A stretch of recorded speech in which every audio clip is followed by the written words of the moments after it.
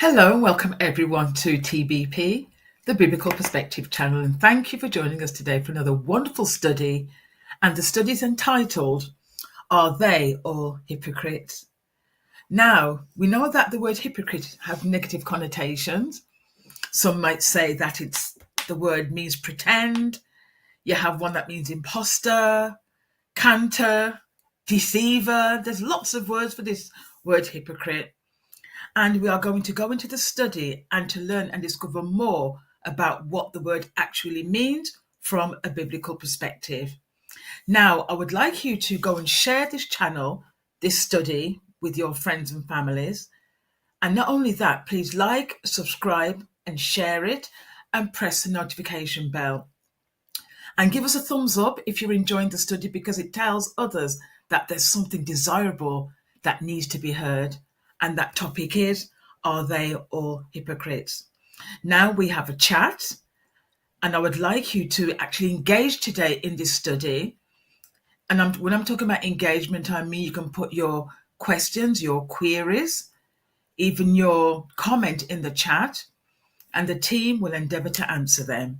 So Colleen will be doing the questions today, and you are joined here with Pedro, as always, and Simon, who's doing the media behind the scenes with those amazing Bible texts. So listen up for this topic. Are they all hypocrites? And before we go into it, I will pray. Dear Heavenly Father, thank you so much for using us and choosing us to study with TBP. Lord, I pray that your Holy Spirit will be in all of us, be with our viewers and bless them, and bring with those who are coming from near and from far. And Lord, I pray that as we go through this study, we will be enlightened on what it is to be a hypocrite or not to be a hypocrite. In Jesus' name I pray. Amen. Amen. So, Colleen, I'm going to leave this in your capable hands. Are they all hypocrites? Thank you. Thank you, Ruth, and thank you everyone for joining us. Ruth, as you can imagine, no one likes to be called a hypocrite. No, they Yet, don't. at the same time, no, they don't. But yet, at the same time, it's very much an integral part of our society and also Yes. our communities. Nobody seems to like these character traits in other people, and I don't like to see it in the people around them. So hypocrisy negatively affects interpersonal relationships, and we don't really like it. Like no one likes like this whole idea of hypocrisy. I had someone say to me not too long ago, "Oh, the reason why I don't go to church anymore is because of because of the hypocrites." So, and I'm sure other people have heard that saying, and um, some people even say that the thing that they hate the most is hypocrisy. So it's something that's really disliked by many people, especially within a Christian context, Ruth. This whole Yes. idea of hypocrisy. Being around hypocrisy makes them feel insecure and in danger, and it seems unavoidable. This whole idea of hypocrisy, even within church. So today, we want to have a look at this subject from a biblical perspective. So that's what we're going to address today, Ruth. So here we go. So with this in mind, Pedro, my first question relating to this topic, and just to kickstart our study today, is why does it seem to be so much? Why does there seem to be so much hypocrisy involved in our relationships with one another? Good question. So you mentioned in your introduction the context of church. You said it's in our communities, it's in our societies, and it is in our churches. Now, if I took the church as the location where this would be seen, to try and answer your question, the fact is in our communities, in our societies, in our churches. We are all just human beings congregating. And the idea of church is Yes. perhaps the best to see the picture. We are just a bunch of people congregating, coming together. That's why we call church a congregation, right? And in that congregation, what happens is you have to deal with your humanity and that of others in all kinds of situations. Now, when I say your humanity, you understand that this is not something necessarily all peaceful to be a human being. It's not something all clear and enjoyable. And I'm not saying as human beings you can't have joy. I'm saying as human beings we come with all sorts of issues. So when you have all these people congregating, coming together, dealing with their own humanity and that of others, it can be overwhelming. And many people look for coping mechanisms because in all those situations, you may not be prepared to pay the price that it will actually take for you to properly deal with situations. So what you're going to do, you're going to use mechanisms like hypocrisy. And that is going to help you deal with all those situations. Okay. All right then. So with that said, what is hypocrisy, and do we all agree on what that word actually means? I don't think that we agree. I don't think, generally speaking, we agree on all of us agree on what hypocrisy is, because it actually depends on the source that informs you. I know that might seem surprising for some people, because if you go and look for the definition of hypocrisy, generally speaking, everybody understands it as you pretending to have some sort of moral standard that you display, but in reality does not possess. You are beneath what you display, and that is an hypocrisy. That is hypocrisy. Generally speaking, you are acting, you're not true. So that's the general understanding that we have, and we think that we all agree on this. But there are other layers to hypocrisy, particularly if we look at this from a biblical perspective. Now, if you did a word search in your KJV about the topic of hypocrisy, and you look at the word hypocrite, the word hypocrisy, you would find about 40 different occurrences of all of them together. That is a lot. Not maybe as much as it would be for the word sin, but it's still a lot. And what is striking about this is that Jesus actually has a lot to say about hypocrisy. But what we should retain from the beginning is that it is never in a good light. So at least we may not agree all, depending on what source we are tapping in, on what hypocrisy is, but from a biblical perspective, it's never a positive thing. And as I was saying, Jesus seems to have a lot to say about this.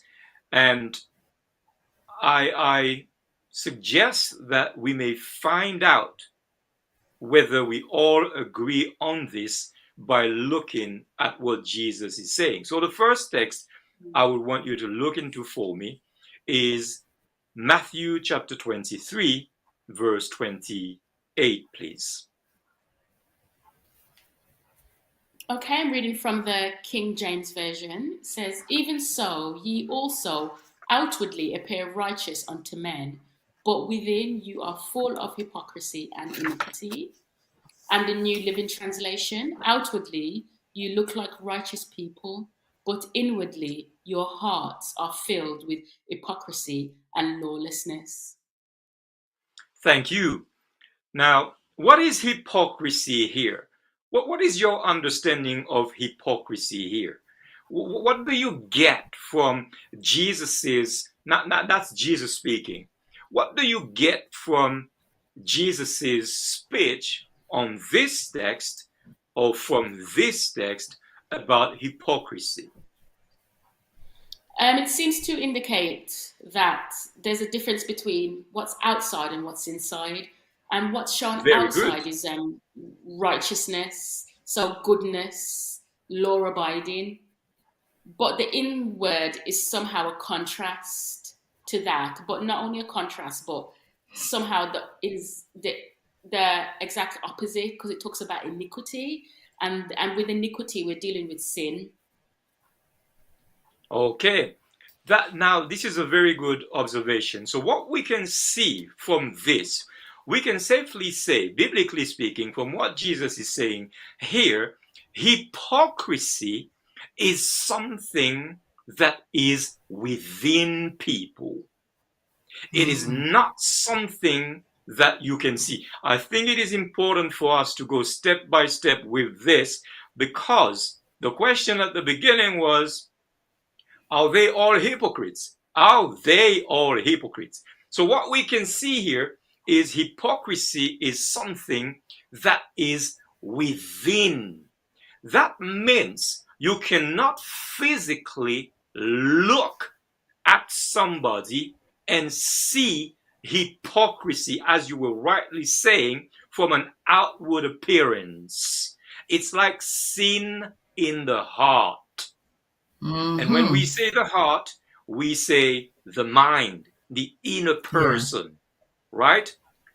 That would mean only God can actually see hypocrisy. That's right. Now, that might be shocking to people, but think about it. If it is within, if it is in the heart, if it's not something that is outside, like sin in the heart that only God can see, you can't see hypocrisy by just looking at somebody. You may think you do, but it's in the heart. How can you? Does that make sense? Yeah. Okay, so another text I want you to read for me is Mark chapter 12, verses 14 and 15, please. And when they were come, they said unto him, Master, we know that thou art true, and carest for no man. For thou regardest not the person of men, but teachest the way of God in truth. Is it lawful to give tribute to Caesar or not? Shall we give or shall we not give? But he, knowing their hypocrisy, said unto them, Why tempt me? Bring me a penny, that I may see it. Again, let me ask you the question.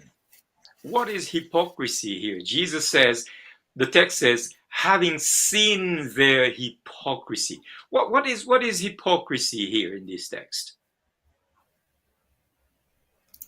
Well, it seems as though Jesus read their hearts, because it came with a legitimate question, but he knew the motive behind it. Okay, and that's why you said... Yeah, go ahead. Okay, all right.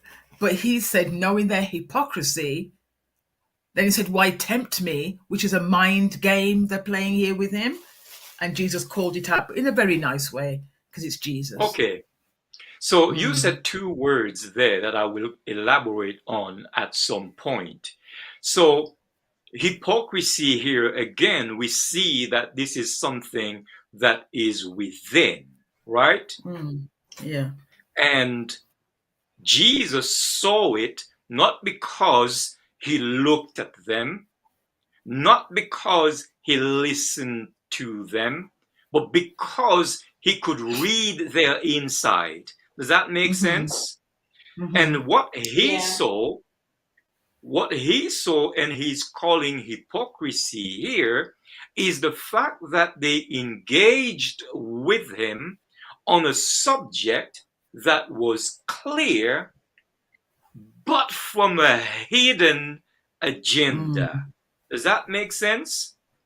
Yeah. Yes. The hypocrisy that Jesus is saying here is the hidden evil, or the evil hidden agenda that they had when they engaged with him. The agenda, and you use the word motive, and I'll come back to that. The agenda is deep in the mind. It hasn't come out of the mouth. Let me ask you, did they tell the truth? Did they speak in truth to Jesus? Yes, they I mean, did. the Yes. words that they used, Yes. did they Yes, they speak? did. Yes. Yeah, thank you. Yes. Yes, they did. They actually spoke the truth. So if you were just listening to them, and remember that we as human beings, we cannot read people's minds. We may That's right. think that we do, and we have a lot of science that helps us think that we do. And I'm not saying that there aren't things that we can perceive, but reading people's minds and people's hearts, that's something that only God can do. Now, they spoke the truth to Jesus, but what Jesus is calling hypocrisy here is the fact that he understood that behind the truth there was a dissimulated, there was a hidden agenda, a goal that they wanted to achieve but did not appear in the engagement with him. Does that make sense? Absolutely. Yeah. So that here is hypocrisy. Let's take note of that. You engage in a conversation and you have a hidden agenda. What you're saying sounds completely true. You're using the truth, but nobody knows that behind the words and the things that you are saying, you're trying to achieve something that is negative. You're using positive to achieve negative. Another, and Jesus calls this hypocrisy. Another text I want you, yeah. I'm just thinking, right, because now you're bringing hypocrisy into a new light.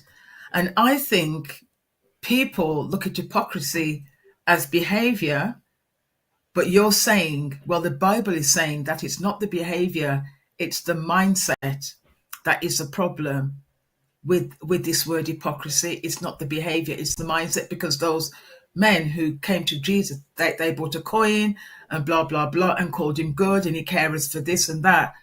But he read their minds before they even gave him anything. They gave him Well, words, but he read the mind. But people believe it's a behavior rather than a mindset. well, to be honest, I'm thinking from it from a different perspective, Ruth. In that, although I understand what Pedro is saying, I feel as though that's one element of hypocrisy. But then, when like someone says one thing and then does another, so you can actually see the actions. You can see, oh, they say they live this life, but actually you find out they live this life, and that is hypocrisy also. So I feel as though that there's different levels of hypocrisy, and that level of hypocrisy we can't see, but we need to understand that that's genuinely, what Jesus understood hypocrisy to be when we see it in those That's right. moments. That's And right. and But this is as why humans, we can clearly identify in our own understanding. and from a life lived differently than what's preached. Hypocrisy also. And this is why your question was, what is hypocrisy and do we all agree on it? And I said, I don't think so, because it depends on what informs you. And I did say that generally speaking, we believe that hypocrisy is to display a standard of moral that we have and actually live beneath that. And this is what you're saying. And we all seem to understand that this is what hypocrisy is. And this is what you're saying. And I agree with you when you say there are levels to this. Now, we did say from a biblical perspective, so that was the general. You display some kind of moral standard, and people find out that you don't actually live to that standard, you live beneath it. And they will call you a hypocrite for that. But from a biblical perspective, we're looking at a different level of this. And we're saying that that level of hypocrisy, which Jesus is calling out here, cannot be seen by people because it is deep buried in the heart. Somebody comes to you with a question, and the person speaks the truth. You talk about behavior. It goes beyond that. In fact, if you would look at behavior, you could never, from those texts, you could never spot hypocrisy. But we pride ourselves to be able to discern hypocrisy. Why? Because I agree with you, Colin. We only look at one level of what that is. And what we're doing is we're looking at a different level through the lens of the Bible. You with me? And we find out so far that this is something that is deeply buried, and we will elaborate on that, deeply buried in our psyche as human beings. And I did say also, it's a coping mechanism, and I will elaborate on this. Now, I want you to read another text for me, which is Luke chapter 12, verse 1. Okay, I'm reading from the King James Version. In the meantime, when there were gathered together an innumerable multitude of people, insomuch that they trod one upon another, he began to say unto his disciples, first of all, beware ye of the leaven of the Pharisees, which is hypocrisy, and the NET. Meanwhile, when many thousands of the crowd had gathered, so that they were trampling one on one another, Jesus began to speak first to his disciples, be on your guard against the yeast of the Pharisees, which is hypocrisy. Thank you. Now, if I were to ask you the question, what is hypocrisy here? You would probably say, it's not that clear, right? If I ask you, what is hypocrisy here? Would you say it's not that clear what it is? Not right in just this one text now. Okay, so it's not that clear. But still, what is it? At least what you can discern here is that whatever it is, it's not positive, right? Yes, true. So he says, be on your guard in the NT. Be on your guard against the yeast of the Pharisees. And you know, if you were looking at this text, just this text, to comfort you, even the disciples did not understand when Jesus said that. So it's just not clear. So for us to make it clear, we need to go elsewhere. Same conversation, but different approach to it. Can you read for me from Matthew chapter 16, verses 6 and 12, please? Watch out, Jesus said to them, beware of the yeast of the Pharisees and the Sadducees. Then they understood that he had not told them to be on guard against the yeast in the bread, but against the teaching of the Pharisees and the Sadducees. Okay. So does that add a little more understanding here? It's the Yes. same conversation. Yes, it does. Yes, it does. So tell me, what is hypocrisy here? It says here against the teachings. Okay, so what would be wrong about the teachings? Well, something inherently is that it's going against what God would have them give the people, as in the teachings. It's not godly. Yeah, they're teaching error. Okay, so false teaching, right? Yeah. Do you remember Jesus saying to the Pharisees, to the people in the Sermon on the Sermon on the Mount, do everything the Pharisees teach you? Mm-hmm. So the Pharisees were teaching good things, weren't they? It appears that way from what Jesus was saying, but Jesus read the hearts of them. Jesus read what was behind it. All right, now we are talking again. You see, it's not just about false teachings here that Jesus is saying, beware of the leaven of the Pharisees. Now, if you combine the last text, this one, with Luke 12:1, you get a picture. Why does the text in Luke 1 say, crowds were coming together to the point that people were stepping on people? And then suddenly, Jesus says, be aware or guard against the leaven of the Pharisees. And here, when they go further, it's the same situation. He says the teaching of the Pharisees and the Sadducees. It's because it's not just about the teaching per se. It's not just about what they say, but what was behind. You get a sense what was behind the teaching. What were the motives of why they were teaching? What were the motives of the act of teaching? And that will become clearer to you.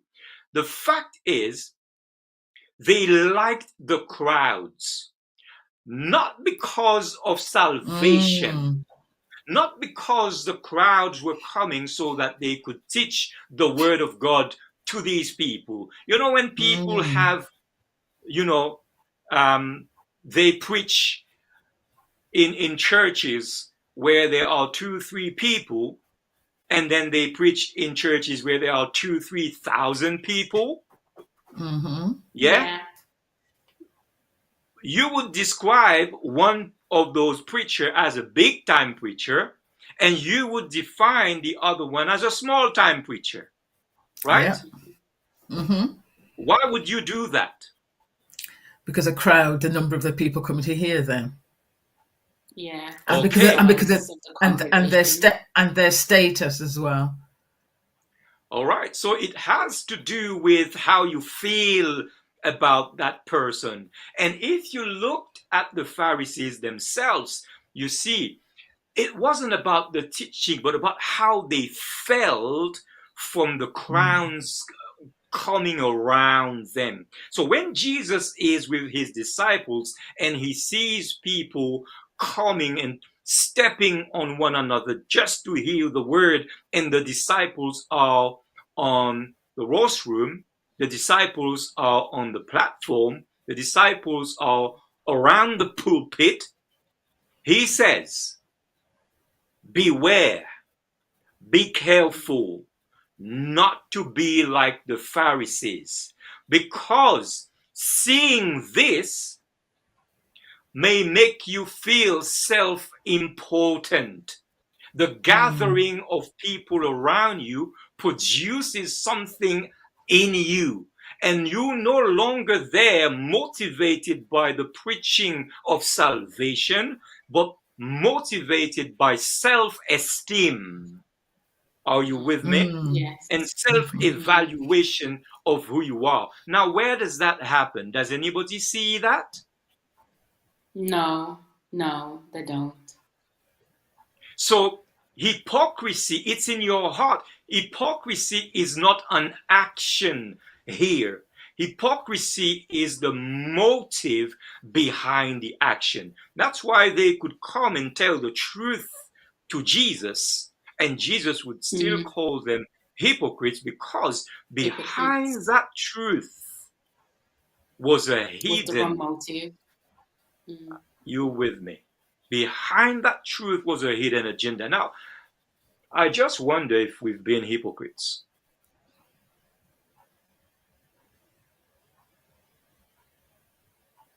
Thinking about this, the thing is, are they all hypocrites? I wonder, from those examples, who are the hypocrites? How do you know somebody is a hypocrite? Is it just by discovering they teach that you should keep the Sabbath and they violate the Sabbath? They teach that you should love one another, and they do atrocious things to one another. Is it? I wonder.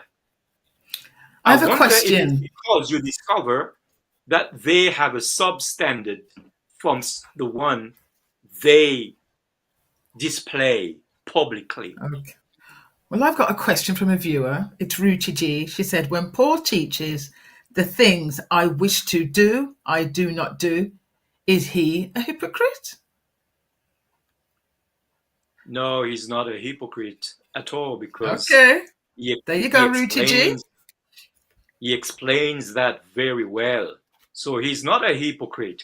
You see, so far what we have seen is that Jesus is speaking about hypocrisy in the light of having hidden agendas. Jesus is speaking about hypocrisy in the light of doing things for the wrong motives. Yeah, wrong reasons. Yeah? The wrong reasons. So far, this is what we see.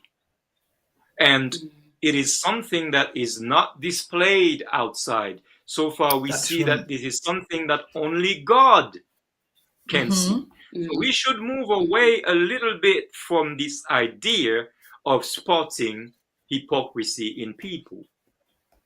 This is what I'm getting at. Yeah.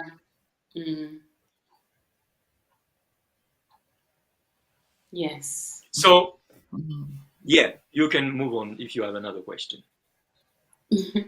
Okay. So, with all of that said, does it therefore mean that hypocrisy is mainly a church leader issue? Because these are the people we hear Jesus using this word against. Because, I mean, all the texts we've looked at, we see Jesus using this word hypocrisy. So we're using that to define what hypocrisy is, and he's looking at the heart. And these are all church leaders.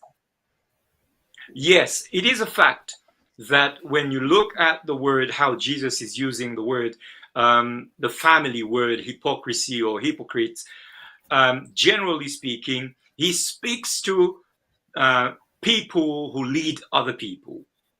Yeah? And this is why, again, we should pay attention. What are the motives? Yeah? But is it just a church leader thing? Well, let's look at what Jesus has to say. Can you read for me in Matthew 23, verse 15, please?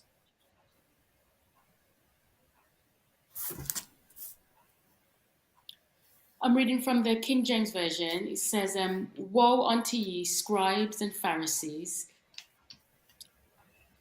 hypocrites, for ye compass sea and land to make one proselyte, and when he is made, you make him twofold more the child of hell than yourself. And the New English translation, woe to you, experts in the law, and you Pharisees, hypocrites. You cross land and sea to make one convert, and when you get one, you make him twice as much a child of hell as yourself. All right, so you will tell me, well, that doesn't answer my question because, again, he's speaking about the Pharisees and the scribes. Sorry, and these are church leaders. I grant that to you, but I'm on the process here because in this chapter, that's where you find the most use of the word hypocrites from the mouth of Jesus. Matthew 23 is the chapter we're talking about. Now, what is hypocrisy here? Can you tell me?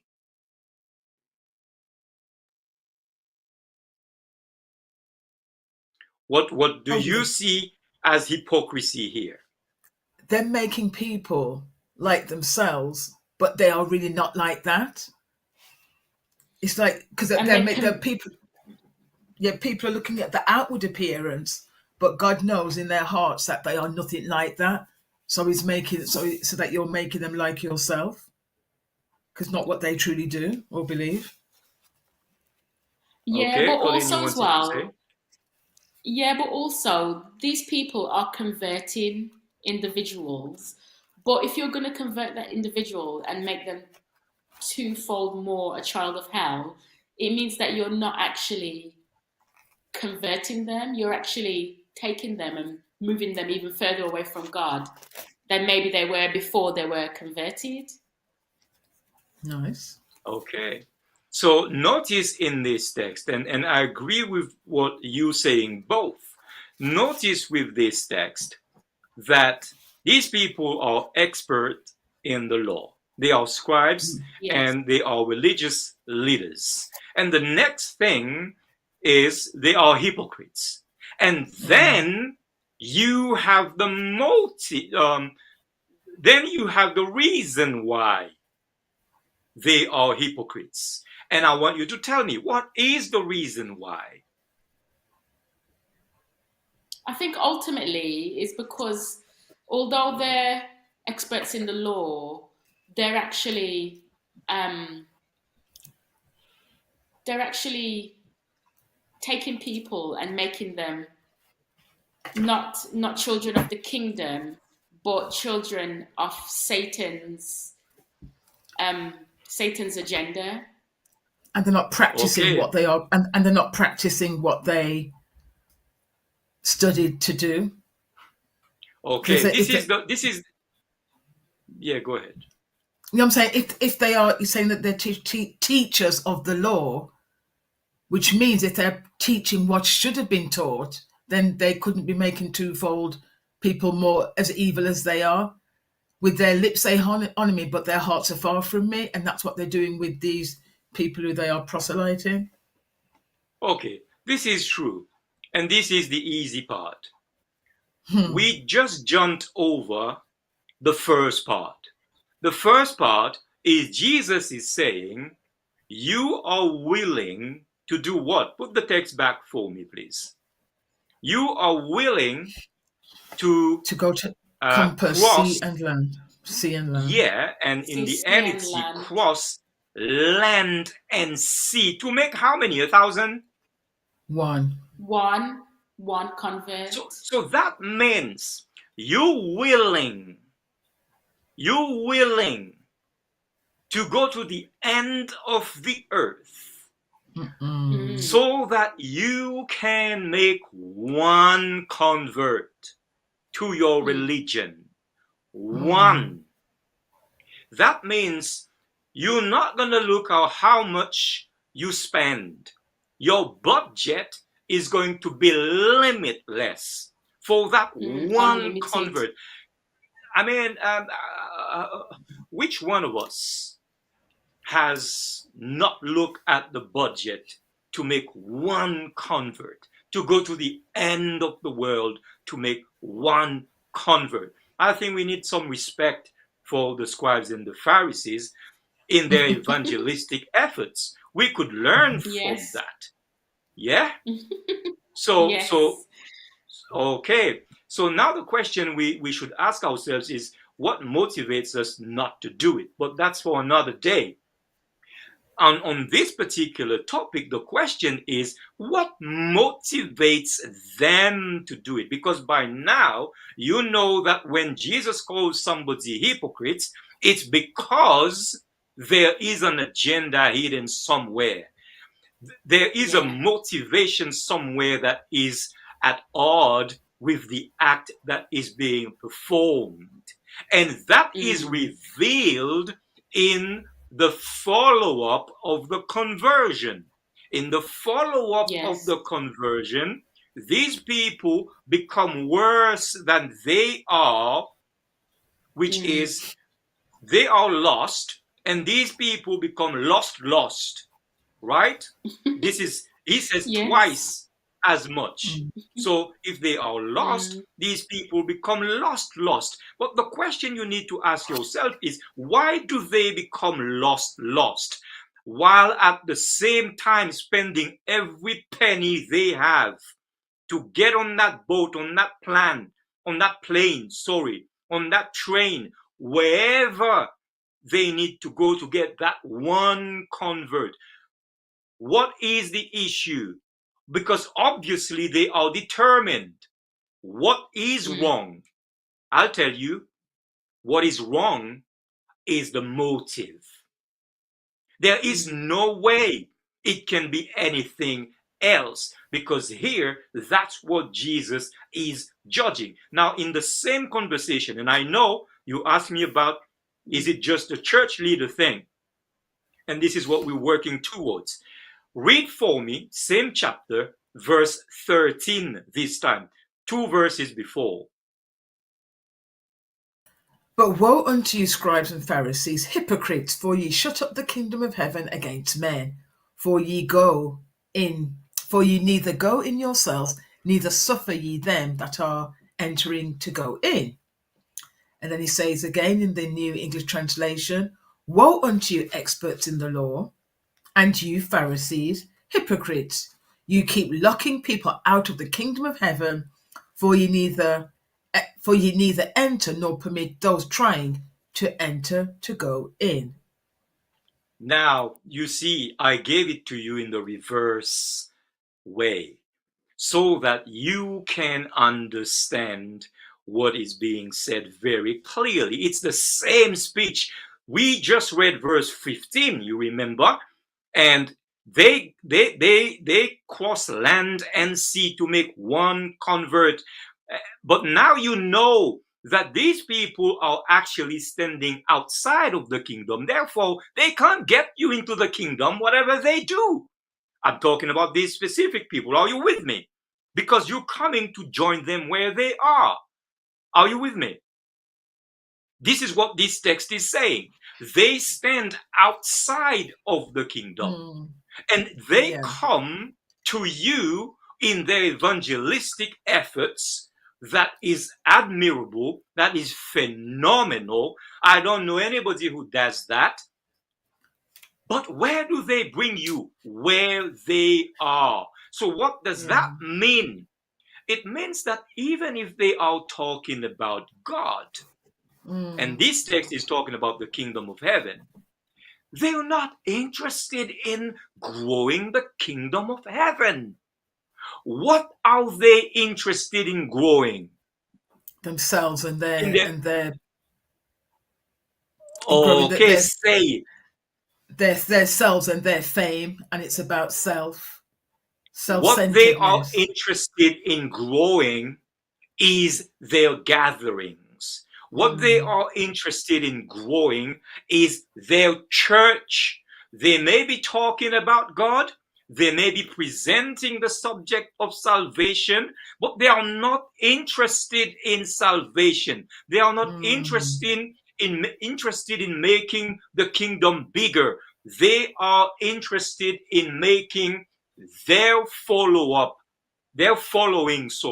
bigger. That means their church their denomination, their group, their clique, because that's their bread and butter at the end of the day. Therefore, the motivation they have to do these things, you can judge what it is. It is based on themselves, because what they're trying to do is to grow. Now, let me ask you, as a church member, you don't need to be a leader. When you do evangelism, what are you trying to grow? You think this is a church leader thing, but what about you, ordinary person in the church? What are you trying to grow when you do your evangelistic effort? You see, this is a rhetorical question. So that means when Jesus is speaking to them, remember, he said to the disciples, be aware. Be aware. Be careful. So that means no one is immune against hypocrisy. This is why Jesus has it in his very first conversation, which is the Sermon on the Mount, his inaugural sermon. He has it spoken to everyone. Read for me Matthew chapter 6, verse 2, please. Okay, reading from the King James Version. It says, therefore, when thou dost thine annum, do not sound a trumpet before thee, as the hypocrites do in the synagogue and in the streets, that they may have glory of men. Verily, I say unto you, they have their reward. And the New English Translation. Thus, whenever you do charitable giving, do not blow a trumpet before you, as the hypocrites do in the synagogues and on streets, so that people will praise them. I tell you the truth, they have their reward. And the New Living Translation. When you give to someone in need, don't do as the hypocrites do, blowing trumpets in the synagogues and streets to call attention to their acts of charity. I tell you the truth, they have received all the reward they will ever get. Wow. And I think the New Living Translation makes it very clear here. And I want you to stay there a moment. You asked me whether this was just a church leader issue or was it for everyone. Now, contextually, we do know that Jesus is speaking to crowds of people at this time, even though he is taking the example of what the church leaders are doing. So that means that hypocrisy topic is for everyone, and no one is immune to that. Now, I want you to notice something in this text. Why do the people who give want everyone to know that they have given?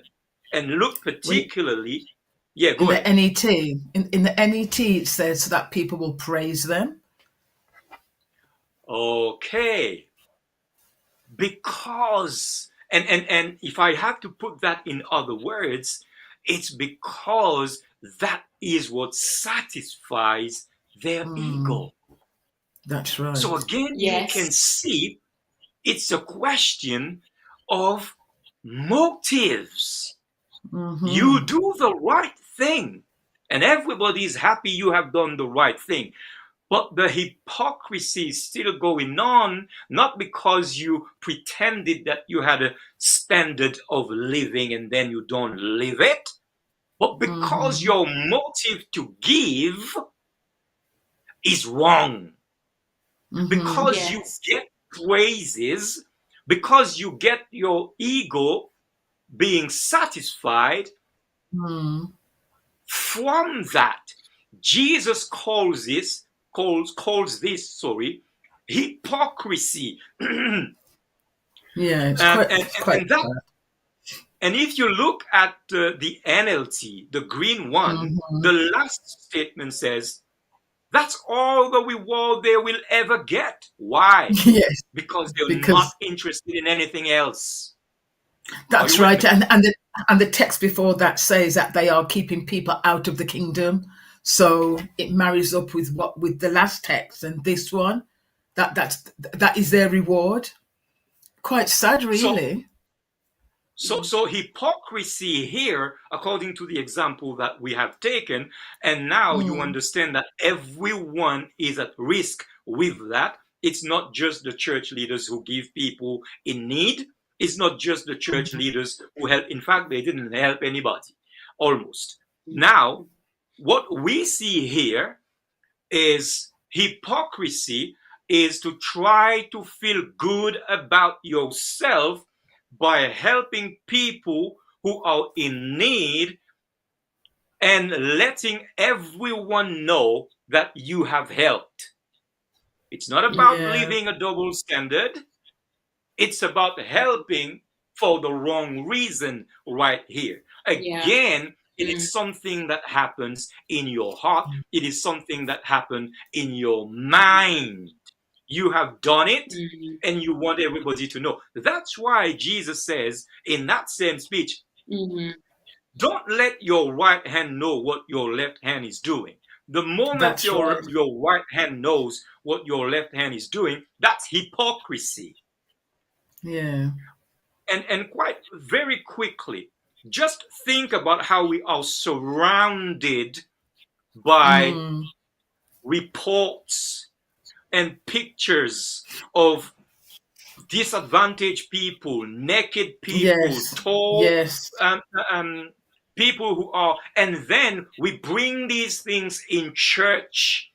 We bring the picture of these people in church and we say, this is what we're doing. This is what we're doing. As if we can't say we're doing these things without having all these pictures up there and without going to, let me leave that alone. You've understood what I'm trying to say. And I just want you to Mm, think about this because Yeah, Jesus it's is yeah, it's saying true. this is hypocrisy. Doing good mm, just for you to feel good about yourself because people are going to praise you for the good that you did. Another text I want you to read for me, and that is rampant in the world and in the church. Matthew 6, But still, but verse but 5 but this Pedro, time. Pedro, you know what's sad? You said good, but it's apparent good because the motive behind it is not good. It's about self ego building. Yeah, but you But it wouldn't can know that. All you see is the good. absolutely, absolutely. So the next text you were saying, Matthew therefore, 6, when thou verse 5. Verse 5.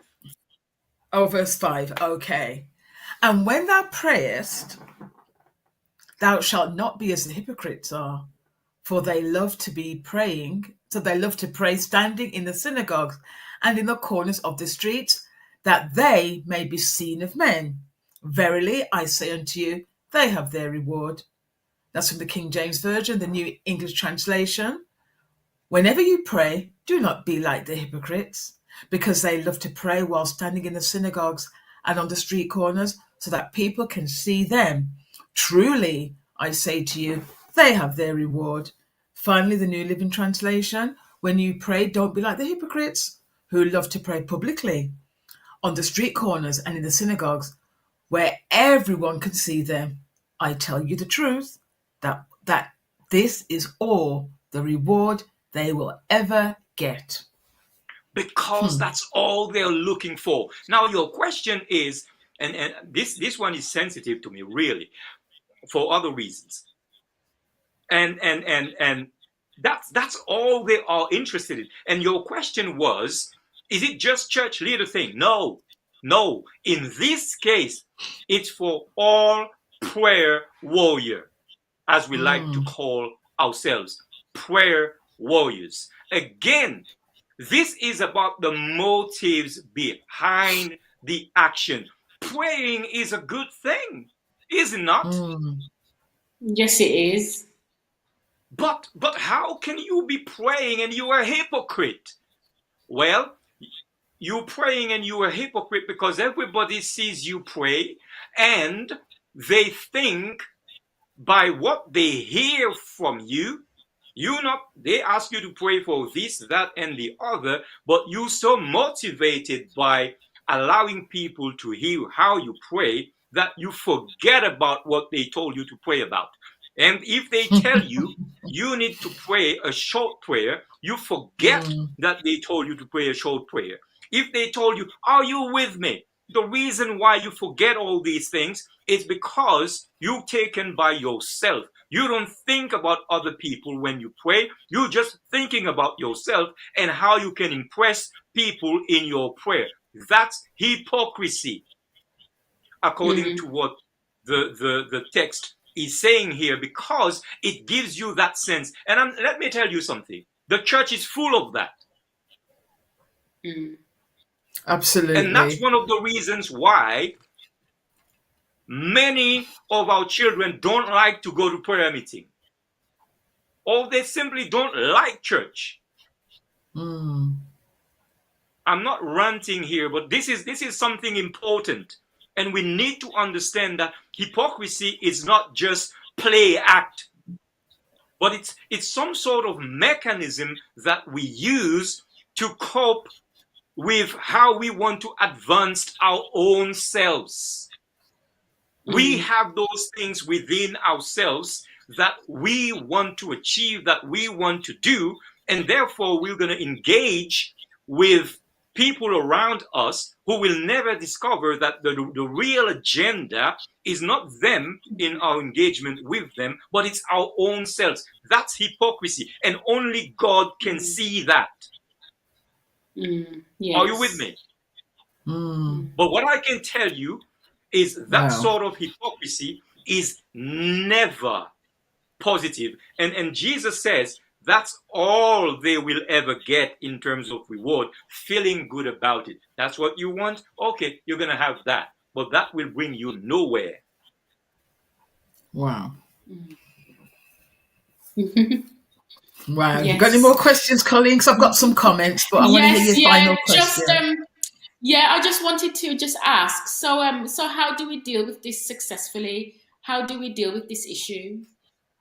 Okay, we've got less than 2 minutes to do that. How do we deal with this issue of the wrong motives? Because by now you understand it's about what motivates you.